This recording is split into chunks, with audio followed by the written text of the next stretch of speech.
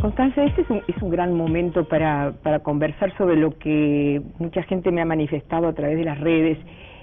Me decían por ahí, transmítale a la senadora Constanza que las candidaturas reactivas no ayudan. Por lo tanto, nosotros hemos descendido a hablar, nos hemos detenido a hablar de varias cosas que a ustedes les preocupan. Un tema que hemos tocado mucho acá es el tema de la seguridad, es el tema de la educación. Me decía el padre Emilius hace una semana atrás, no es universal la educación en el Uruguay.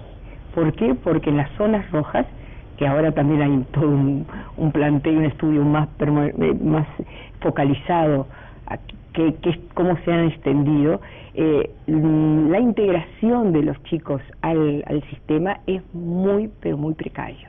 Por decir, solo el 6% manejado por él, no sé si eso es así totalmente para las autoridades de la educación, el 6% solo termina el secundario, 94% no. Luego tenemos muchísimos jóvenes que no estudian ni trabajan. Después tenemos, decía él, si de la educación se hablan cosas tan horribles, el que no estudia es el vivo de este juego. Es decir, ¿para qué voy a un lugar donde me voy a aburrir, donde no me van a aportar? ¿Cree que es un desafío el tema de la educación y por dónde Constanza Moreira plantearía la discusión, o si es que ya está planteada, por dónde se cambiaría? Yo creo que la educación sigue, para el Uruguay es una de sus políticas centrales, lo fue desde el principio, lo que hizo del Uruguay un país. Yo diría que la política social más fuerte, es la política social más universal que tenemos, además, porque la salud, siempre hubo una salud para ricos y pobres, la vivienda ni hablar, entonces la educación, por lo menos desde la reforma vareliana hasta acá, es nuestra política universal y la que ha hecho que el Uruguay fuera rico en capital humano, ¿no? Y por eso ahora sufrimos tanto, porque hemos perdido esos valores del pasado. Efectivamente, lo que se llama la brecha educativa, es decir, la desigualdad que existe entre los más pobres y los más ricos en terminar, sobre todo el secundario, que es donde tenemos el gran agujero, es muy grande, porque una persona que vive al día, no importa que tenga 12, 13, es decir, con 12 más o menos, con 13 más, con 14 más, con 15 más, con 16, una persona que vive al día no entiende muy bien para qué va a acumular un año más de educación si al final le van a pedir el liceo terminado, y el liceo terminado es un montón, se transforma en una muralla. Bordaberry ha propuesto abrir 100 centros jubilar e impulso en los barrios. Me encanta el liceo jubilar, pero quiero decir una cosa, el liceo jubilar es un ejemplo absolutamente excepcional, pero por parte de las autoridades privado, de un liceo privado donde hay un cupo, es decir, seleccionan a los niños en un contexto crítico. Primero, que prácticamente no hay, o sea, es muy poco el porcentaje de educación privada que hay en los lugares más pobres. La educación privada se hace para lo que pueden pagar, entonces por eso el liceo jubilar es tan excepcional. Pero además, secundaria es el gran depósito de chiquilines, por usar una expresión media terrible, porque no es un depósito, pero es a donde va todo el mundo. Los problemas de la secundaria son los problemas de la masificación de una población, y sobre esto quiero ser muy enfática. Hasta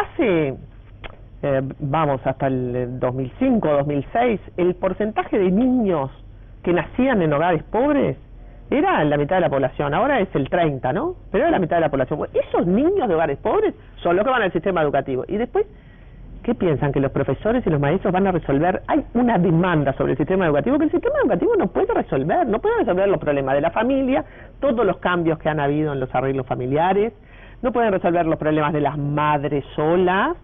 Entonces me parece que se demanda sobre el sistema educativo no da abasto, y al mismo tiempo va perdiendo legitimidad, porque entonces la gente empieza a pensar que los maestros, que los profesores, que ahí no se puede. No, poder se puede, y yo creo que, capaz que soy la única que lo pienso, yo creo que nosotros vamos en el buen camino. Es decir, lo primero que hicimos fue asignar más recursos humanos, mejorar los salarios docentes, destinar más plata a la educación. Destinamos 4,5. Argentina, que es la que tiene los mejores indicadores educativos, destina 6. Entonces, ningún gobierno blanco ni colorado destinó tamaña magnitud de recursos a la educación. Es decir, hay que seguir aplicando recursos a la educación.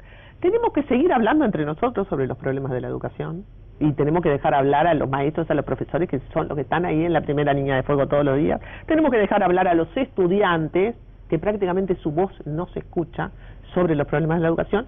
Yo creo que vamos en el buen camino. Ahora, que salen muchos puntos del producto. Yo quiero tener a los gurises 8 horas, por una razón muy simple, porque las madres trabajan 8 horas y porque hoy la mayor parte de las madres trabajan.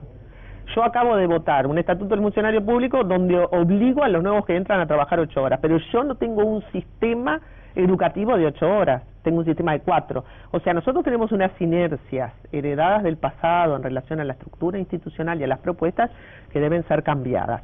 Ahora, pasar a que todo sea 8 horas al liceo, cosa que en principio resolvería parte de los problemas del Sistema Nacional de Cuidado, bueno, es un punto 2 del producto y la sociedad tiene que hacer un esfuerzo para entender que este es el tipo de cosas que deben hacerse. Ahora, si yo quiero eso, le tengo que sacar plata a otras cosas o tengo que incrementar los impuestos. Todo no se puede. No podemos tener los mejores servicios de calidad y después no querer pagar los impuestos. No, señores. Las elecciones siempre son elecciones críticas. Entonces, bueno, si yo quiero tener servicios de calidad, no puedo al mismo tiempo estarme quejando de los impuestos. Hay una especie de retórica, de falsa retórica en ese sentido, ¿no? ¿Y usted se refiere a la clase media uruguaya? A la clase media uruguaya, que es la que recibe,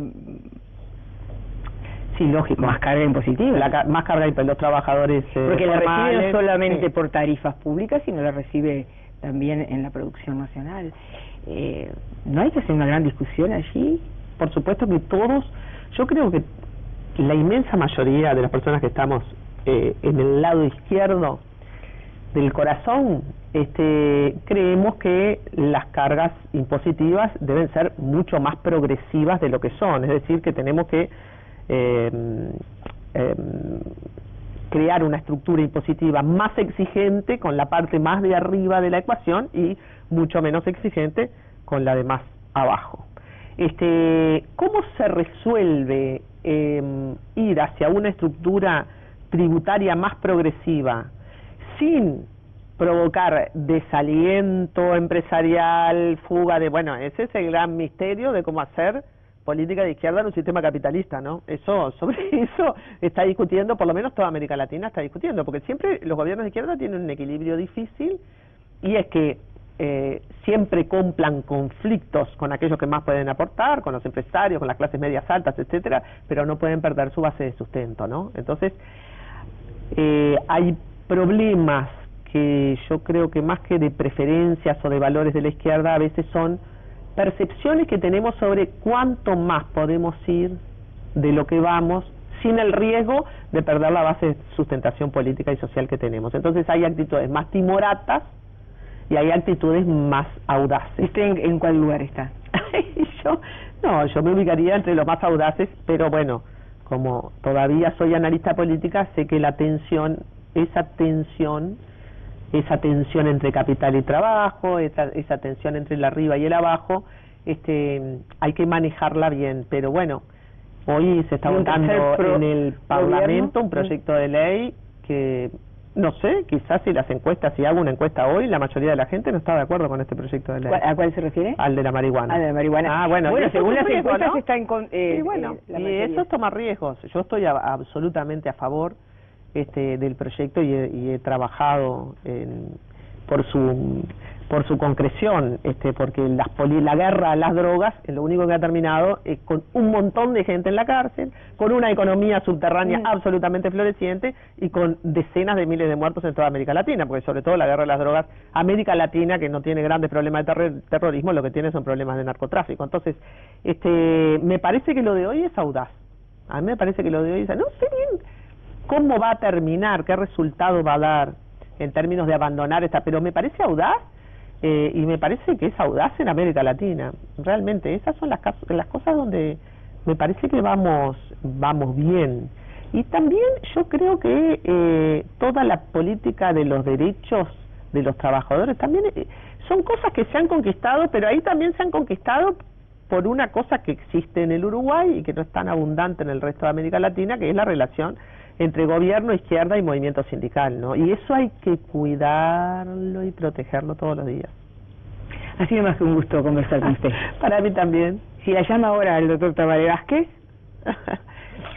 le digo, no se enoje. No es contra usted. No se enoje porque lo critique. En política en general las cosas no son personales, siempre son problemas políticos. ¿Cuánto hace que no habla con él? A las personas. Mucho tiempo. ¿Y con Mujica? También. ¿Está sola entonces? No tanto. Hasta el miércoles, amigos, nos encontramos con Facundo Ponce de León el próximo miércoles. Gracias.